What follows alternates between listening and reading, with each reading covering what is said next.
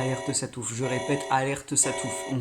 On ne panique pas, surtout on ne panique pas, c'était pas prévu, on ne panique pas. Complètement je panique, je m'y attendais absolument pas. J'ai appris cette nouvelle il y a littéralement une demi-heure, donc j'espère que vous êtes prêts. Je vous balance comme ça, ensuite on en parle. Vous pensez que l'Arabe du futur c'est fini? C'est faux. Un nouveau tome sur l'histoire de Fadi. Moi, Fadi, enfant volé. Et ça sort le 8 octobre, voilà, dans un mois et demi, à peine. Ça va, vous êtes toujours vivant? On va peut-être pouvoir maintenant en parler doucement. L'Arabe du futur, à la base, c'est quoi? Si vous vous posez la question, c'est que vous avez loupé un ou deux épisodes. Littéralement, j'ai déjà fait deux vidéos là-dessus. Si vous ne connaissez vraiment pas et que ça vous intéresse, allez regarder rapidement pour vous faire une idée de l'histoire, parce que le thème dont on va parler est très très lié à l'Arabe du futur. Si vous connaissez déjà et que ça vous intéresse, mais prenez place. Et je vous préviens, si vous connaissez pas du tout, je vais spoiler. Ah mais je vais spoiler, mais tout l'Arabe du futur. Je vais tout spoiler. J'en ai besoin. Mais bon, quand même, pour introduire un peu la vidéo, l'Arabe du futur, c'est donc la bande dessinée autobiographique de Riyad Satouf.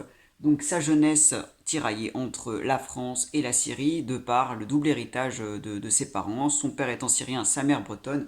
Donc on suit un petit peu ses pérégrinations jusqu'à l'âge adulte, et la série est marquée par l'enlèvement de son plus jeune frère, Fadi, par son père. Voilà, son père a kidnappé le frère Fadi alors qu'il avait 6 ans, et il passera c'est presque une grosse partie de sa vie en Syrie jusqu'à ses 25 ans. C'est l'événement marquant de l'Arabe du futur.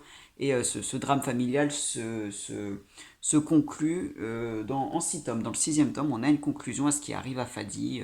On a des espèces de retrouvailles. Allez voir ma vidéo si vous vous en souvenez plus.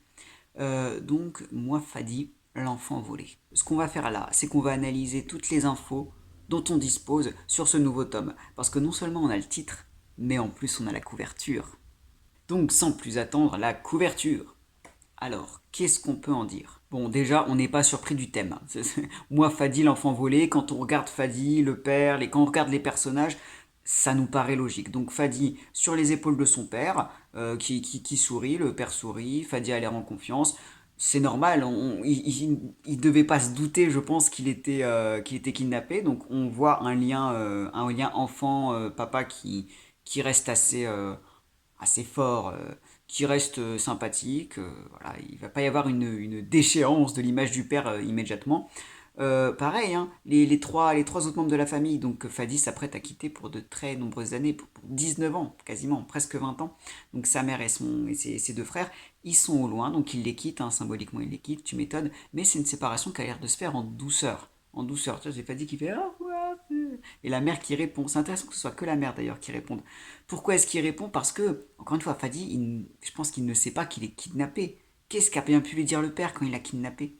Genre, à mon avis, ça devait être un truc comme ah, viens, non, mais ta maman ne le rejoindra plus tard. On rappelle que après qu'il ait été enlevé, là, les jours qu'on suivi, il a reçu un appel de la mère. La mère a réussi à lui parler. Lui dire ah, allô, mon bébé, t'es où? Oh, tu rentres bientôt, t'inquiète pas. Enfin, la séparation a dû se faire, bah, si, violemment. Mais tu vois ce que je veux dire? Fadi n'a pas dû se rendre compte. Donc, pour lui, c'est au revoir, maman, à bientôt. Intéressant aussi que ce soit que la mère qui réponde. C'est peut-être l'image de la mère qui va le plus rester dans l'histoire, parce que c'est vrai que les deux frères, Yaya qui a l'air tout aussi neutre, les deux frères peut-être qui vont moins rester à l'esprit de Fadi, je ne sais pas. Mais quand même, on se souvient que dans l'Arabe du futur, le peu de temps que Fadi passe en France, il est très très collé à la mère, tu sais, c'est le petit dernier. Donc ça sous-entendrait peut-être, voilà, que l'image de la mère va rester peut-être un peu plus, ce qui serait somme toute assez logique. En termes de couleur, alors on remarque qu'il n'y a pas de bleu par rapport aux deux derniers tomes de la série. Normal, je pense que la France, on va pas beaucoup la voir. On rappelle que le bleu, ça représente un peu la France dans les couvertures de Satouf. Par contre, le rouge, pourquoi autant de rouge? Bah ça paraît plutôt logique. Quiconque a déjà lu un tome de l'Arabe du futur sait que le rouge, c'est les émotions fortes, voire la violence. Là, on est dans le drame familial, évidemment que ce n'est que du rouge. On est à l'aube d'un déchirement atroce, même si Fadi ne s'en rend pas compte. C'est d'ailleurs un truc intéressant dans cette couverture, parce que autant dans l'Arabe du futur, on ne connaissait pas l'histoire. À chaque tome, on allait en apprendre un peu plus. Tu vois, c'est pour ça qu'on se dit, ah mais là, qu'est-ce qui pourrait se passer? Là, on sait ce qui s'est passé. Hein, c'est pas, on voit pas juste un enfant sur le dos de son papa. On sait que voilà, l'enfant se fait kidnapper, qu'il va plus revoir sa famille. Donc le rouge, ça nous saute tout de suite aux yeux. C'est pour ça que c'est un peu étrange d'analyser cette couverture-là. Elle est intéressante à analyser, mais voilà, on sait déjà ce qui va se passer. Pareil, d'ailleurs, le fait qu'ils ont l'air de traverser une rivière, sans doute la mer, la frontière, hein, il va changer de pays, il va être transporté en dehors de France. Donc là aussi, c'est logique. Le ciel est très gris. Le ciel est hyper gris. On n'a jamais eu ça avant. C'est assez étrange comme choix. Je ne sais pas ce que ça veut dire. Peut-être qu'il y aura de la pluie dans le tome. Je sais pas, hein, je n'y connais rien, moi, à la géographie en Syrie. Mais je pense que oui, c'est une façon de dire que les mauvais jours arrivent, tu vois. Ça y est, le drame est en marche. Et on verra, voilà, la petite maison derrière qui a l'air bien, bien dégommée, mais qui fait penser aux petites maisons typiques de Termalé, le village natal du père et de la famille Satouf. Donc voilà, on sait de toute façon que Fadi a été emmené à Termalé. Mis à part les couleurs et les personnages, qu'est-ce qu'on remarque aussi sur la couverture? Les dates. Les dates, très important les dates. On avait ça dans l'Arabe du futur aussi. Là, on sait que ce qu'on va suivre, c'est pas toute la vie de Fadi, c'est les périodes de 1986 à 1994, soit de la naissance de Fadi jusqu'à ses 8 ans. Un point important, Fadi a été enlevé à 6 ans, et en 1994, c'est l'année où finit le cinquième tome de l'Arabe du futur. Vous voyez, 94. En 94, qu'est-ce qui se passe à la fin? Vous vous rappelez? Le père revient. Vous vous rappelez? Il revient rapidement en France et c'est la dernière fois que finalement Riyad va le voir. Donc on a tout ça. À ce moment-là, c'est là que le premier tome va s'arrêter. Donc ça fait quand même... En fait, ça va suivre tout l'enlèvement, ce sera sur la même période que le tome 5. Ce qui est quand même assez intéressant. Mais ce sera le tout début.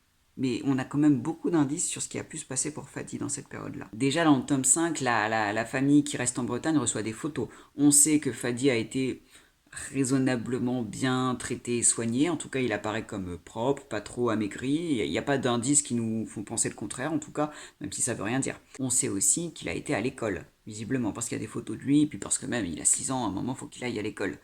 Là, la question va se poser, est-ce que tout va bien se passer pour lui comme c'est montré sur la photo, ou est-ce que lui aussi, il a subi de la maltraitance de la part des profs, comme Riyad le suspecte à ce moment-là? Parce qu'une photo, c'est bien beau, hein, mais une photo, ça veut rien dire. Hein. Le père a pu arriver, dire « Ah, Fadi, souris, clique », et hop là, t'as l'impression qu'il est heureux tout le temps. Ça veut rien dire, une photo. Donc voilà, point d'interrogation sur est-ce que Fadi a subi les mêmes choses que Riyad? C'est-à-dire un peu la violence, la maltraitance, en tout cas dans le terme scolaire, avec les camarades aussi. Est-ce qu'il a eu des camarades? Parce que Riyad était mal perçu par les gamins du village, à part ses deux petits cousins. Il était considéré comme juif parce qu'il est blond, et donc voilà. Fadi, à ce qu'on sait, il est quand même très blond aussi, on sait que c'est le frère de Riyad. Est-ce qu'il a eu des ennuis là-dessus? Même au niveau de la famille. Parce que Fadi avait déjà été une fois en Syrie quand il était tout petit. Quel va être le rapport avec la grand-mère? Quel va être le rapport avec les cousins? Surtout, encore une peur qu'a Riyad. Parce que les cousins sont grands, là. Les cousins, ils ont 15 ans. Fadi, il arrive, il en a 6. Est-ce qu'il y a des choses qui vont se passer? Comment ça va se mettre en place? Donc c'est quand même assez intéressant. Une autre question j'espère qu'on aura la réponse là-dedans, dans ce tome-là. Parce que vous avez vu, tome 1. Mais ce qui m'intéresserait, ce serait de savoir la raison pour laquelle le père est revenu à la fin du tome 5. Vous vous rappelez, hein, à la fin, donc, il arrive, comme si de rien n'était, il arrive pas parce qu'ils ont convenu d'un rendez-vous. Le père, il revient, c'est totalement par hasard. Vous vous souvenez, c'est la grand-mère qui le croise totalement par hasard. Il se dit, mais qu'est-ce qu'il foutait là? Et la question se pose. Parce que la mère se dit, ah, il est revenu enlever les autres enfants, peut-être. Le père, il dit, non, je suis revenu pour affaires, peut-être. C'est pas comme si le père mentait absolument tout le temps depuis le début. On n'a jamais eu cette réponse-là. Pourquoi est-ce que le père, il est revenu? Sachant que c'est quand même la dernière fois qu'il a vu sa famille, qu'il a vu ses deux aînés. Qu'est-ce qu'il fichait là? Est-ce qu'on aura une réponse? Est-ce qu'on aura une réponse? Parce que bon, le truc, oh, je suis parti pour affaire. Non, ouais, c'est bon. Je voudrais bien le croire si le personnage ne mentait pas depuis le début, tu vois. Mais est-ce qu'il allait vraiment retourner pour enlever les deux? Je sais pas du tout. Est-ce que peut-être du point de vue de Fadi, on va le savoir? Ça pourrait être très intéressant. D'une manière générale, je me demande comment va être perçu le père. Est-ce que le père va avoir l'air fêlé dès le début? Bah oui, mais parce que d'un côté, Fadi, il est jeune. Il est jeune, il a aucune raison de douter de son papa. Techniquement, il est en famille, en Syrie, donc il va y avoir une petite naïveté, tu vois. Puis c'est jusqu'à ses 8 ans. 8 ans, t'es encore très jeune. Hein. Riyad, c'est à partir de ses 10 ans qu'il a commencé à capter que le père était vraiment, vraiment bizarre. Mais justement, dans l'Arabe du futur, on ne savait pas où allait la folie du père. Dès le début, on sentait qu'il était bizarre, que ok, machin. Et c'est qu'à partir du tome 4, quand Riyad est vraiment adolescent, qui a le drame qu'on sait tous, qui fait que oui, le père, ok, il n'y a plus de doute possible, il est fou. C'est un homme fou. Sauf que là, on le sait déjà. Tu vois, c'est ça aussi ce truc-là, on sait tout à fait ce qui va se passer et comment ça va finir pour le père, on sait déjà tout. Donc comment le père va avoir... de quoi il va avoir l'air? Est-ce qu'il va être... est-ce qu'il va sembler normal, écrit normalement, ou est-ce qu'on va voir plus clairement encore qu'il est fou? Parce qu'à ce moment-là, il est fou. Enfin, je veux dire, c'est un intégriste religieux qui ment comme il respire et qui fait des actions qui sont graves. Donc, qu'est-ce que ça va donner? Donc franchement, très très curieux. Je m'y attendais pas du tout. Je m'y attendais pas du tout. Et Riyad vient encore une fois de poster la couverture en surprise sur son compte Insta. C'est pour ça que je fais cette vidéo maintenant. Mais moi je serais très intéressé de savoir ça. Et une dernière chose qu'on sait pendant cette période. Là, dans ce tome-là, on va avoir la rencontre de Fadi avec Amal. Je crois que c'est comme ça qu'elle s'appelle. La deuxième femme du père. Oui, oui, parce qu'il faut se rappeler, hein, le père a pris une deuxième femme. On sait qu'il l'a pris au moment de ce tome. Parce que quand il revient en France et que la mère lui dit où est Fadi? Il répond avec sa mère. Et ensuite il dit non, c'était une blague. Sauf que de fait, maintenant on sait que oui, il avait repris une deuxième femme qui donc s'occupe de Fadi. Donc, enfin, je ne sais pas si je suis très clair, mais tu vois, Fadi là, il est déjà élevé par Amal. On va avoir du coup le remariage du père. C'est super glauque, mais c'est quand même intéressant. Justement, ça pose la question pour laquelle c'est la mère qui fait coucou dans la couverture. Parce qu'il va vraiment avoir cette image-là, il va peut-être repenser encore à sa mère et en même temps, il va y avoir la nouvelle maman syrienne du coup. Donc, ça va être, ça va être quelque chose. Je serais très curieux de savoir ce que vous en pensez en commentaire. Si vous pensez qu'il va se passer des choses, qu'on va voir certaines choses ou quoi. Est-ce que, non, on ne sait pas. Est-ce que ce sera les mêmes histoires que Riyad ou est-ce qu'au contraire, parce que Riyad il avait sa personnalité propre aussi, il avait son caractère un peu timide, un peu, je vais pas dire fragile, hein, désolé, mais vous voyez ce que je veux dire, qui était quand même vachement effacé par rapport à la Syrie. Fadi qui avait l'air d'un naturel beaucoup plus enjoué, est-ce qu'il va mieux s'intégrer? Enfin, de fait, oui, mais tu vois ce que je veux dire? Est-ce qu'il va mieux prendre certaines choses? Est-ce qu'il va se faire plus d'amis? On ne sait pas.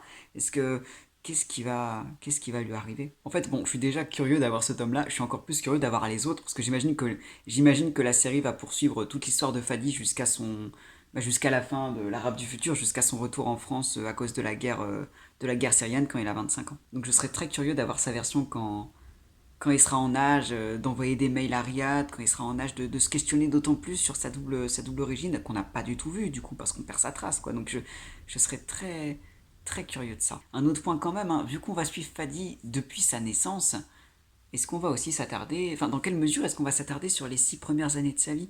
Le moment où il est encore en France et où le papa, bah, il le connaît pas trop, qu'il arrive de temps en temps pendant les vacances et puis qu'il repart. Il a pas vraiment de lien avec son père avant d'être enlevé par lui, et c'est surtout avec sa mère. Est-ce qu'on va s'attarder longtemps sur cette période en France ou est-ce qu'au contraire ce sera quelques pages pour poser le décor et ensuite bam la série? Dans quelle mesure le temps va être dosé, tu vois? Est-ce qu'il y aura un passage vraiment sur les grands-parents? Est-ce qu'il y aura un passage avec Riyad lui-même quand il est enfant? On ne sait pas du tout ça. Je serais très curieux de voir comment Fadi va montrer ses souvenirs. Parce que du coup, ce bouquin-là, il est né de plusieurs entretiens qu'a fait Riyad avec Fadi pour préparer ce livre. Donc c'est quand même c'est pas fantasmé, tu vois. Il y a aussi les images, les souvenirs de Fadi.